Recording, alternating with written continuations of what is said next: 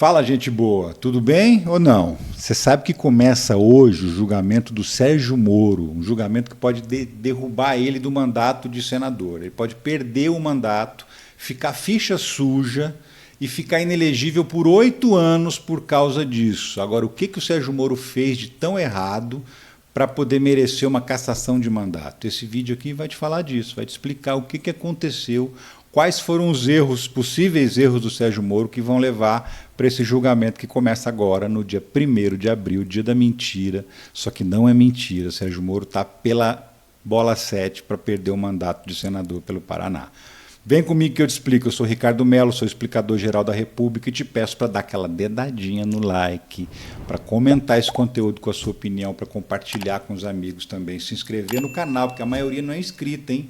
Acredite se quiser. E se quiser e se puder, participe também do financiamento coletivo. Tem o Seja Membro aqui embaixo no botão e tem essa chave aqui. Você escolhe, você decide. Eu nem me meto nisso aí, tá bom?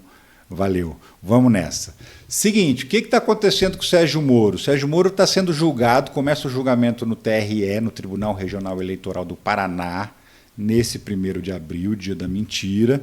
Pode ser que não termine nesse 1º de abril, pode ser que dure 2 ou 3 sessões, que vá até semana que vem ainda esse julgamento, mas pode ser que também seja julgado rapidinho, e tudo indica que ele vai perder o mandato de senador. Isso significa que semana que vem já não tem mais Moro senador? Calma, não é bem assim. Vamos lá que eu vou te explicar o processo todo como é. Essa reportagem aqui fala justamente sobre os meandros do processo, sobre o que ele está sendo acusado. Tá? Sérgio Moro pode ser cassado hoje. Entenda como será o julgamento no Paraná. E aí tem um aspecto claro que é a acusação. Do que o Sérgio Moro está sendo acusado e por quem que ele está sendo acusado. Essa parte aqui que está grifada explica mais ou menos e eu detalho mais. Os partidos alegam prática de caixa 2, abuso de poder econômico, uso indevido dos meios de comunicação e contratos irregulares por parte do senador. E vamos por partes. Os partidos, quem? PT do Lula, PL do Bolsonaro, os dois opostos do espectro político brasileiro, entraram com processos na Justiça Eleitoral do Paraná pedindo a cassação do mandato do Sérgio Moro por esses mesmos crimes. Os dois pedidos eram iguais. Prática de caixa 2, abuso do poder econômico, uso indevido dos meios de comunicação e contratos irregulares por parte do senador. Prática de caixa 2 é uma coisa que me chama muita atenção quando se fala do nome do Sérgio Moro. Por quê? Porque o Sérgio Moro, em 2017, dizia isso do Caixa 2. Nos Estados Unidos, Moro diz que Caixa 2 é pior do que corrupção. Ele estava fazendo uma palestra na Universidade de Harvard, falando só com estudantes brasileiros, e ele disse exatamente essa frase aqui, ó. Temos que falar a verdade. O Caixa 2 nas eleições é trapaça. É um crime contra a democracia. Me causa espécie quando alguns sugerem fazer uma distinção entre a corrupção para fins de enriquecimento ilícito e a corrupção para fins de financiamento ilícito de campanha eleitoral, que é o Caixa 2. Para mim, a corrupção para financiamento de campanha é pior do que para o enriquecimento ilícito. Então, Sérgio Moro dizia que quando o cara rouba uma grana para ele, é grave.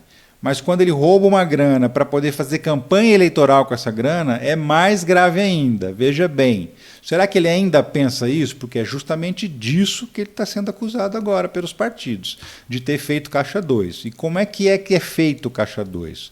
O sujeito recebe um dinheiro na campanha que ele não declara, algum doador que dá dinheiro para ele que não aparece esse dinheiro na prestação de contas. Então, dessa forma, ele pode contratar o que ele quiser, comprar o que ele quiser, gastar do jeito que ele quiser, sem prestar contas, porque ninguém sabe da existência desse dinheiro. Isso é prática de Caixa 2.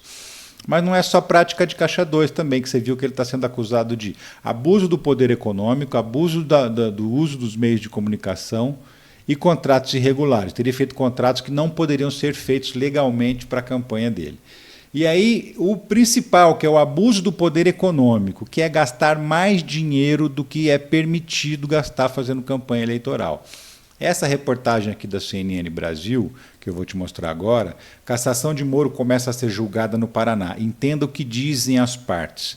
Essa reportagem aqui, ela deixa bem detalhadamente o grande problema, que é o problema do gasto além do permitido por lei. Junto com o que foi efetivamente gasto durante a campanha, chegou na visão do Ministério Público a 5 milhões e 100 mil reais, acima do teto de 4 milhões e 400 mil para uma campanha ao Senado pelo Paraná. Vamos entender isso aí. Para ser candidato ao Senado, existe um teto de gasto, um limite que o candidato pode gastar, 4 milhões e 400 mil reais. Só que o Sérgio Moro, você se lembra, antes de ser candidato a senador, foi candidato à presidência da República, foi pré-candidato à presidência da República. Ele se filiou ao Podemos, está aqui a matéria, ele se filiou ao Podemos e se lançou pré-candidato à presidência da República. E teve toda a visibilidade de um candidato à presidência da República, na imprensa, nos meios de comunicação como um todo. Os gastos também para um candidato a presidente é 20 vezes maior do que os gastos permitidos para um candidato ao Senado. Então o partido já estava gastando por conta. Aí ele mudou de partido, foi para a União Brasil e desistiu da candidatura à presidência da República quando alguns milhões de reais já tinham sido gastos nessa campanha. E se lançou candidato a senador e gastou mais uma grana como candidato a senador. Somando todo o dinheiro que ele gastou, tanto na campanha à pré-candidatura à presidência, quanto na campanha para o Senado, deu mais dinheiro do que o permitido. E a campanha à presidência da República deu uma visibilidade absurda, extrema para ele, e isso teria desequilibrado o jogo, desequilibrado as oportunidades entre todos os candidatos. Isso é o que alegam os partidos que entraram com esse processo. E aí o Sérgio Moro foi eleito senador. Então eles estão dizendo justamente que, olha, ele gastou mais dinheiro do que o permitido, ele se beneficiou da visibilidade de uma candidatura à presidência, e tudo isso tira a igualdade do processo eleitoral. O Ministério Público Eleitoral, que não tem a ver com as campanhas nem do PT nem do PL, concordou com esse argumento e pediu a cassação do mandato do Sérgio Moro, e é isso que está sendo julgado agora. Se ele vai perder o mandato. Agora, se ele perder o mandato no TRE, ele já sai do cargo de senador? A gente já pode ter que semana que vem não tenha mais Sérgio Moro senador? Não, calma, não é bem isso. A Justiça tem possibilidade de recurso e, nesse primeiro momento, ele ainda não sai do cargo. Se o Sérgio Moro não for cassado pelo TRE, o Ministério Público Eleitoral já prometeu que vai recorrer ao Tribunal Superior Eleitoral. Se ele for cassado, ele próprio também já prometeu que vai recorrer. Então não termina agora. Ele perde o mandato agora ou não, mas ele permanece no cargo enquanto o recurso não for julgado pelo Tribunal Superior Eleitoral. E isso vai acontecer mais para frente. Essa reportagem aqui do Brasil 247 diz o seguinte: com cassação dada como certa, Moro deve recorrer ao TRE, na verdade é TSE, está errado aí, em junho. Saída de Moraes pode ser a chave. Do que ele está falando? Bom, o Alexandre de Moraes é o atual presidente do Tribunal Superior Eleitoral e é um cara que tem dado muitos votos contrários aos interesses do Sérgio Moro. Só que ele sai de lá no dia 3 de junho, termina o mandato dele como presidente do TSE. E quem assume no lugar é a Carmen Lúcia. A Carmen Lúcia, que foi eleita vice-presidente do TSE, e existe uma tradição na Justiça de que o vice é o próximo presidente, isso em todos os tribunais, não só no TSE, não só no STF, em todos os tribunais de justiça dos estados, é sempre assim, o atual vice é o próximo presidente, e todo mundo vota e elege porque é uma tradição no judiciário, para organizar a sucessão e para todo mundo ter a chance de ser presidente. Então a Carmen Lúcia vai assumir a presidência. E aí estão dizendo o seguinte, que como ela assume a presidência e o André Mendonça, que é o outro ministro que, em tese, pode vir a votar favoravelmente ao Moro, também entra nesse colegiado de ministros, isso poderia mudar o placar a favor do Moro e ele não ser cassado lá no TSE. Estão levando isso em conta porque estão dizendo o seguinte, que a Carmen Lúcia, durante muito tempo, foi aliada do Sérgio Moro e da Lava Jato. Inclusive, a Carmen Lúcia foi quem deu um voto decisivo para que o Lula fosse preso pelo Sérgio Moro.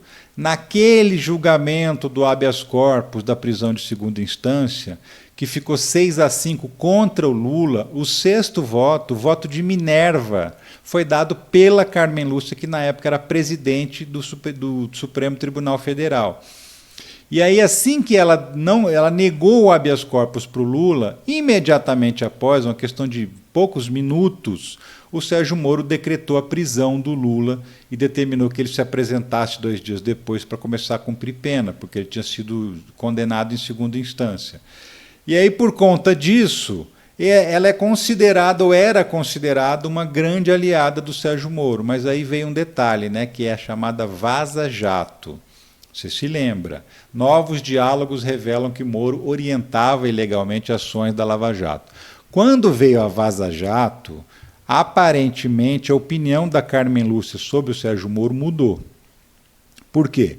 Porque em 2018 teve um julgamento de um habeas corpus do Lula dizendo o seguinte, que o Sérgio Moro era um juiz parcial que estava perseguindo o réu e que por isso não podia ser o juiz dos processos do Lula.